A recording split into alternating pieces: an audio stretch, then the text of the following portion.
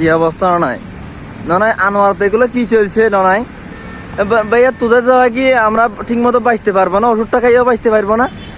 মানে যে যে কাম শুরু করলে আনোয়ার একের পর এক দুর্নীতি, শেষ পর্যন্ত ফার্মেসিতে গিয়া মানে মেয়াদ উত্তীর্ণ এবং প্রেসক্রিপশন ছাড়া তোরা অ্যান্টিবায়োটিক দিচ্ছে, প্রেসক্রিপশন ছাড়া দিচ্ছ যে এটাও তোরা কি বুঝে দিচ্ছ যে তোরা মেয়াদ উত্তীর্ণ মালটা পাবে কেন আমাদের খাওয়া বাবা?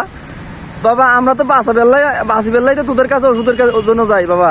বাবা তোরা ওই ওষুধের জায়গায় আমাদেরকে বিষ কেন দিচ্ছিস বাবা? আমাদের কি পাপ করছি তোদের উপর বাবা? টাকার কি এতই প্রয়োজন যে মেয়াদ উত্তীর্ণ মাল বিক্রি করে তোদের থেকে মানে দৈহিক জীবন যাওয়া পালন করতে হইব? এতই টাকার অভাব তো ক্যাসাই গার্মেন্টসের সামনে ইয়ংনের সামনে একটা বাড়ি নিয়ে গেলে কেন অনেক টাকা দেয় মানুষ, কিনলেই আমাদেরকে মানে অ্যান্টিবায়োটিক মেয়াদ উত্তীর্ণ মালগুলো খাওয়াইয়া বাবা অল্প বিয়ে সাথে কিছু করি না বাবা। বাবা এই অল্প বয়স কিনলেই জীবনটা ধ্বংস করে দিচ্ছ।